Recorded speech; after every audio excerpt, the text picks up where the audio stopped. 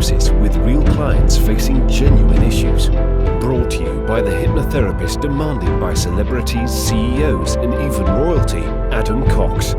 These recordings took place live from Adam's clinic in London's world-famous Harley Street. So, get yourself comfortable and enjoy today's episode of The Hypnotist.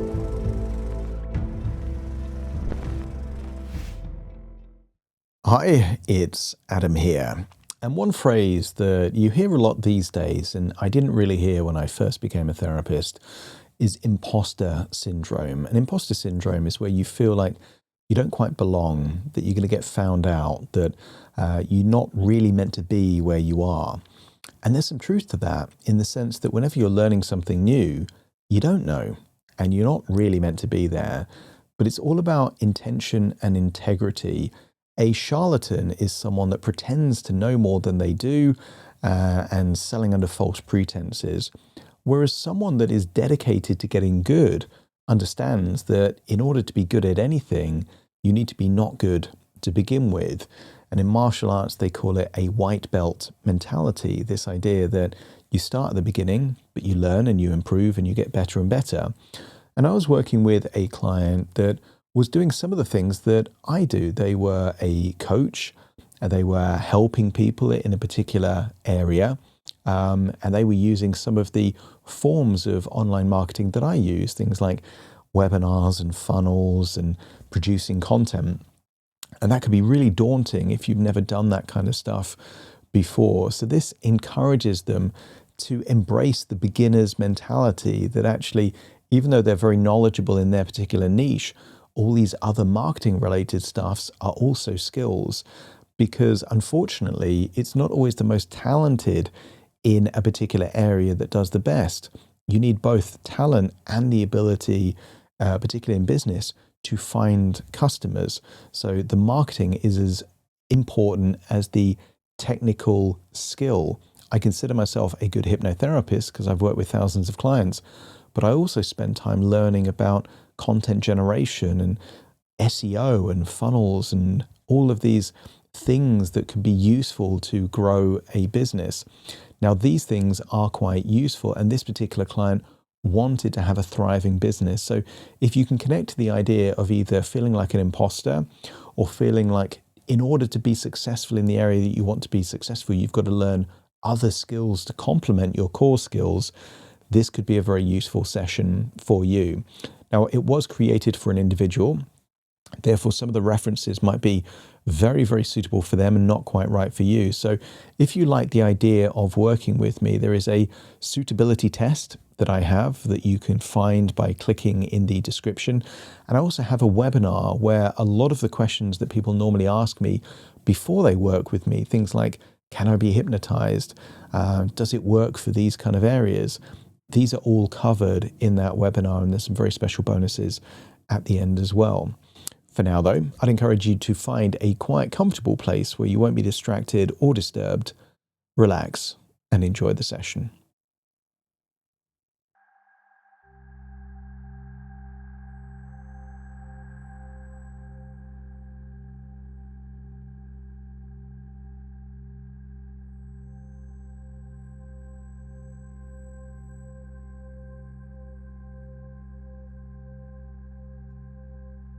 Take a deep breath in. And as you breathe in a wonderful feeling of calm relaxation. And as you exhale, feel a wonderful feeling of release. As if any pent-up tension, stress, worries, any emotions that are just slowing you down, give permission to let go,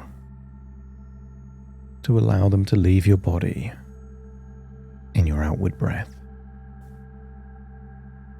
Breathing in relaxation, exhaling tension. Each breath facilitates deeper and deeper levels of calm tranquility and relaxation.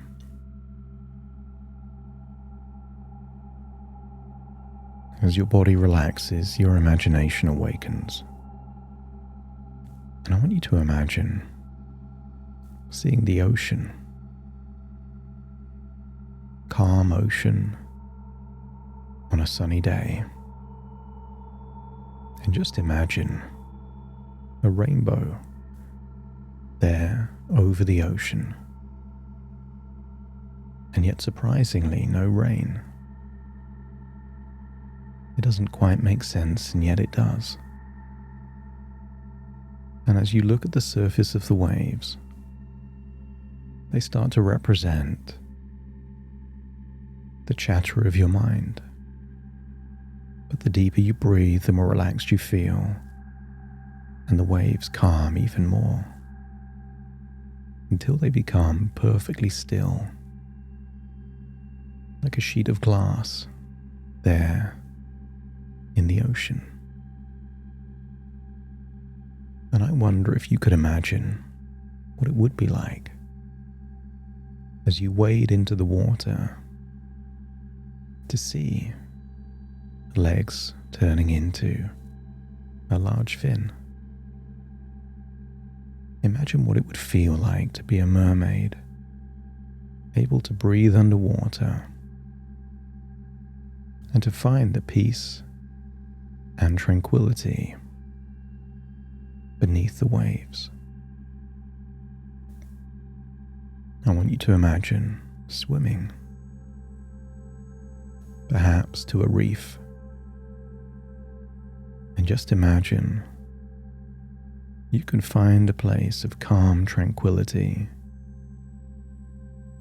and you can breathe underwater just as you would on land.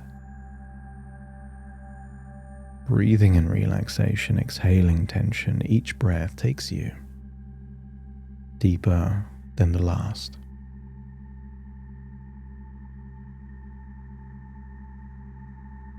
And here in this place in your imagination, you don't need to do anything. No need to think.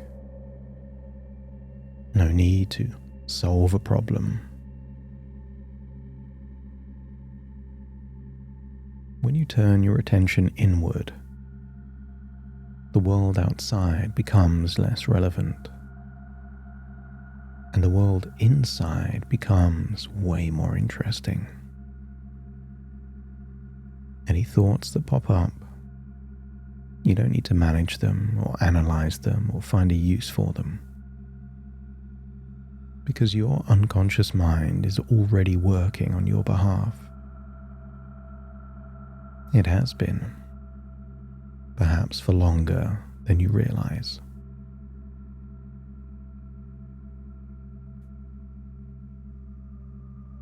Even underwater, you can imagine the rise and fall of your breath,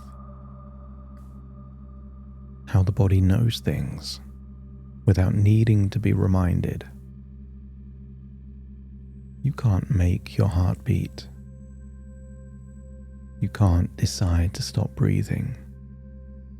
Your body knows what needs to happen for you to survive. And there is a part within you, the part that holds all the pattern making and learning and deep knowing, that also operates the same way, to keep you safe, acting in your genuine interest. And I want you to imagine seeing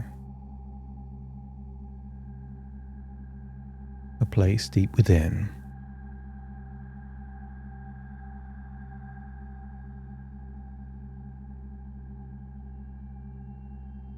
imagine a place under the ocean,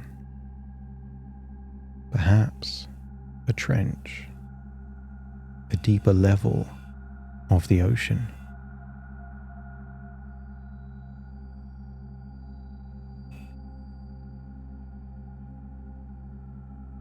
And as I count down from 10 to 1, just imagine what it would be like to swim deeper down.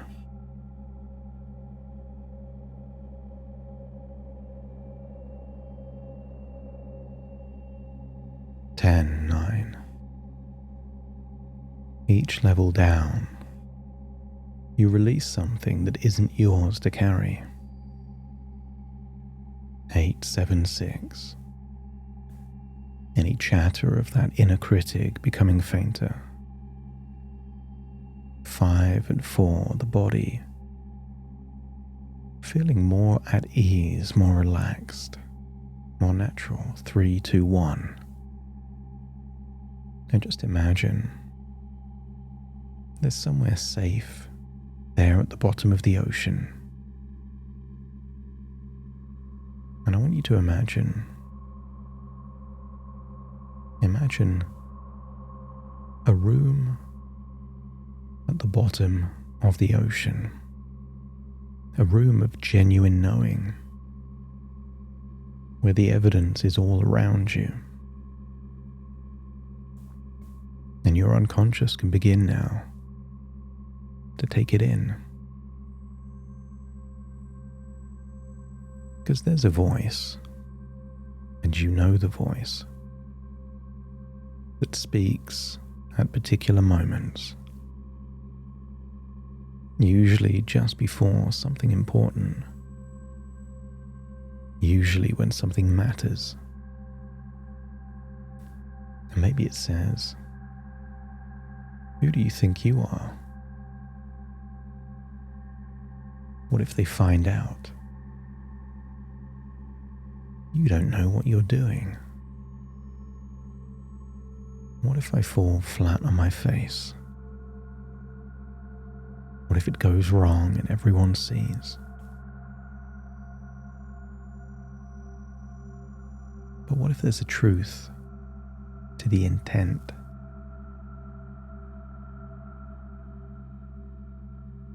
This is just information. It's evidence of your integrity, proof that you actually care. For you, it matters. It matters to help. Your credibility matters. Competency matters. That feeling of being an imposter, you don't get it in the charlatans, the cowboys, the con men. It exists in the people actually trying to help.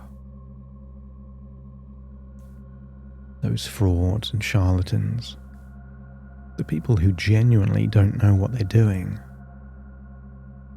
they almost never experience that imposter syndrome. Because you need a certain level of genuine depth to even recognize the gap between where you are and where you would like to be. It's not evidence of inadequacy. It's evidence of integrity. The signal of someone who takes their work seriously enough to feel the gravitas, the weight of it. And that is precisely the quality your clients want in you. Consider the clients you serve and will serve. They're not looking for someone perfect. They're looking for someone real. Someone who has navigated difficulty and emerged with something worth offering. Someone who understands from the inside what it really means to rebuild, especially a sense of self, after losing something. And you do not need to be at the end of your journey to be qualified to help someone who is earlier in theirs.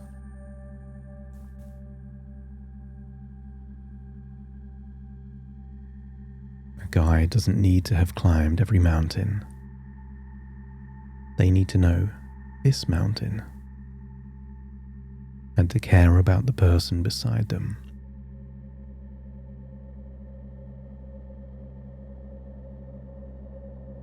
I want you to imagine seeing a picture in that room at the bottom of the ocean, a picture of a martial arts studio.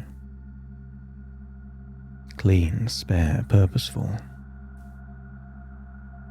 And I want you to imagine a new student stepping onto the mat for the very first time. And they are wearing a white belt. And the white belt means something important. It means that they are there, that they have started, that they do not yet know what they are doing, and that's exactly as it should be.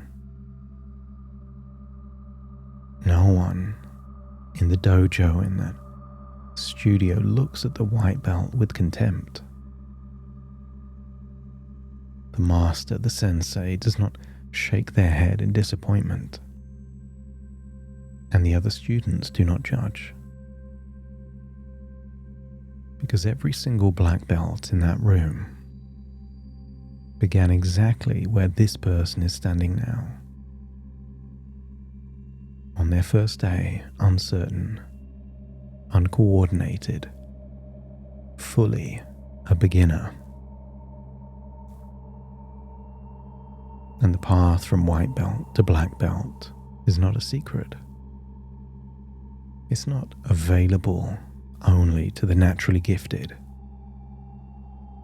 It's available to anyone willing to do one specific thing.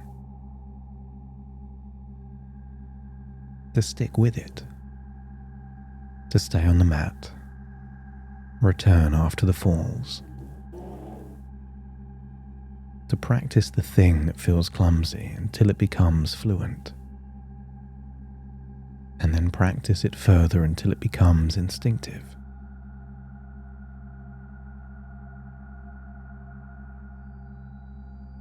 And whether it's a martial art, or learning to dance, or learning to launch a webinar and build a funnel, it's all the same. You start where you are, and you get better.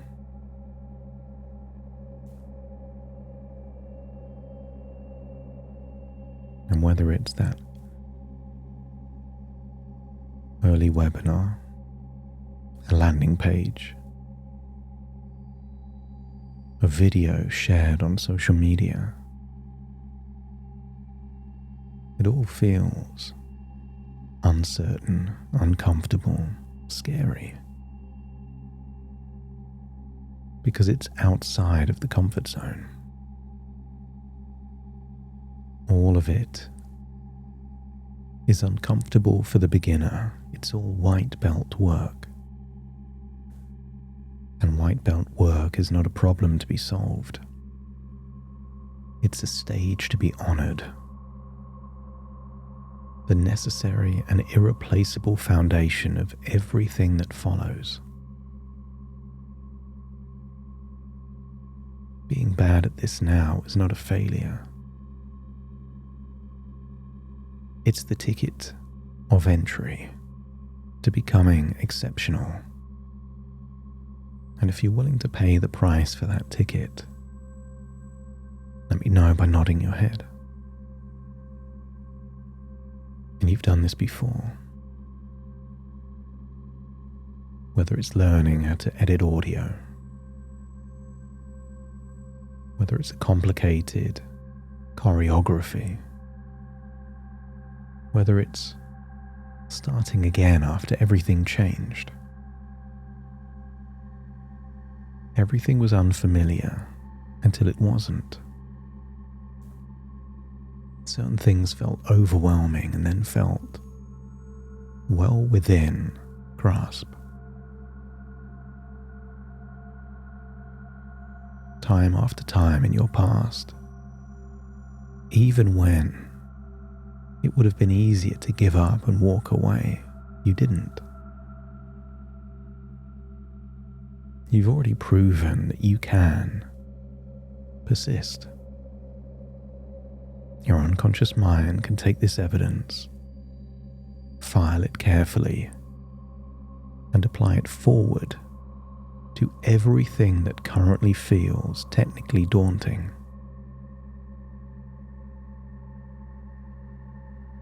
And I want you to imagine floating forwards to the future. I want you to imagine your 17th webinar, your 50th social media video, your 33rd landing page, your 10,000th lead, your 60th lead magnet. You will know more then than you know now. But all of that would be impossible if you don't persist and continue to learn, to do what needs to be done, especially if it feels difficult, daunting, complex.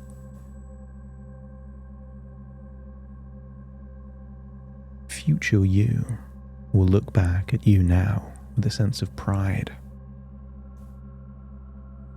You did the difficult things and got better and better.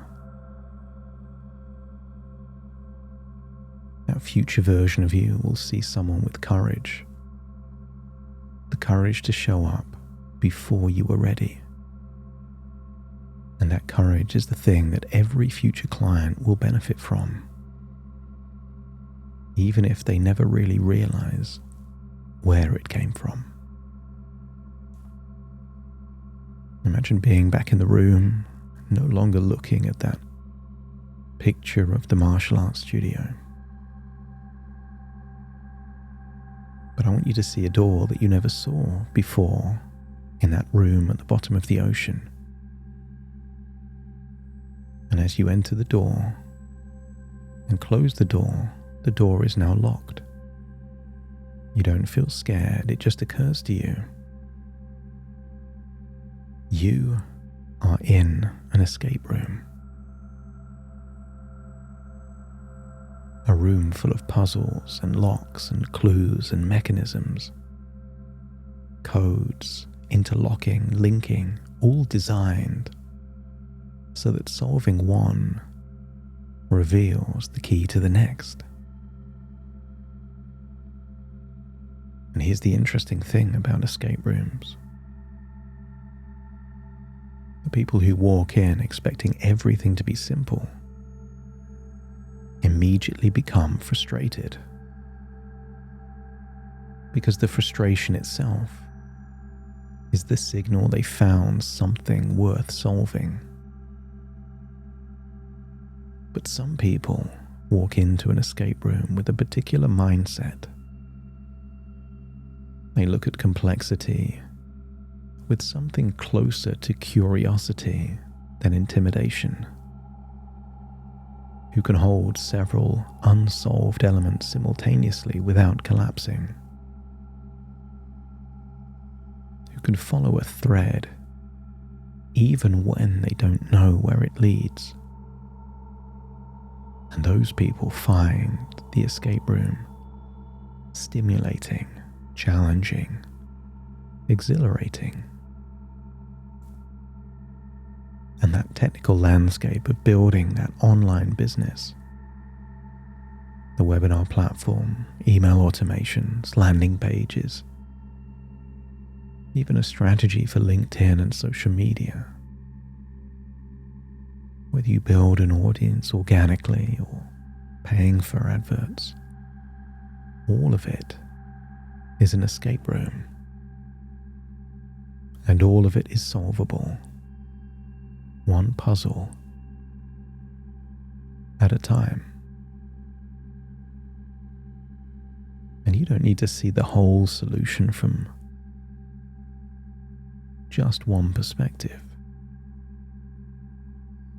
No one who has ever solved an escape room did so by standing at the entrance until they could see every step. They solved the first clue, the first problem, and then they looked for the next clue, and then the next. And the first time in that escape room may take minutes or even an hour to escape. But if you found yourself in the exact same escape room, with the exact same puzzles, you would be out of the escape room in a couple of minutes. Because that's how they work. Once you know what to do, something challenging or impossible becomes easy. You do not need to understand the whole system before you begin. You simply need to find the next clue. Just the next one. And if you sit down at a computer and the interface is unfamiliar, or if the automation doesn't work as expected, or if there's some tech that has a new layer of complexity you hadn't anticipated, your mind can now move toward these moments with a spirit of curiosity and fascination. It's like an interesting puzzle. How do I solve this? And by solving this, I solve all future problems like it. And that feeling may used to be called overwhelm, intimidation, fear. But what if you recognize it for what it really is?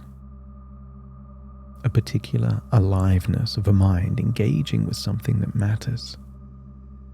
A problem that is not yet solved, but something that, when solved, will be genuinely yours because you worked it out. And every puzzle you solve makes the next one easier, not because the puzzles get simpler, but because you become someone who solves puzzles. That skill, that identity, once established fully in the nervous system, becomes self-fulfilling. You end up seeking out complex problems because it feels good to solve them. And by doing so, you're building a moat around your business. Because the more difficult it is to create your business, then the more difficult it will be for anyone else to do what you're doing in the way that you're doing it. And I want you to imagine that your unconscious can hold a picture, a vision of your future. An image that makes all the technical complexity worth navigating. Because somewhere in the world right now, there is a person sitting with a specific kind of pain that comes from a relationship ending. Not just the sadness, but maybe disorientation, loss of identity, anxiety, uncertainty, the question of who are they now?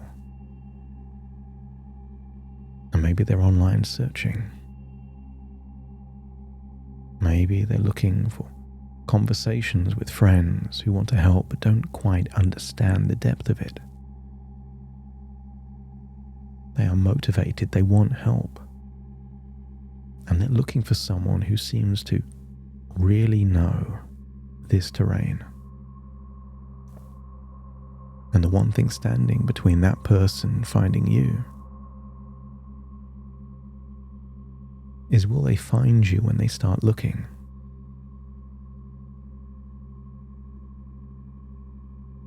Maybe there's a post on social media you haven't written yet, a webinar that doesn't exist yet, an email sequence that isn't quite finished yet. All because there's a platform that feels slightly too technical right now. Not forever, but just right now. And right now is a problem with a solution. Because every technical skill you build is a door that you open for someone who needs to find you. Your discomfort now is their access later. And think how elegant the model is. Someone discovers you, connects with you, and then you help them, perhaps for free. A piece of value that gives before it asks, that demonstrates your credentials, your value. And then, when they feel confident and comfortable with you, you make it easy for them to work with you. Maybe you coach them. Or maybe it's a digital representation of you, a recording, a course.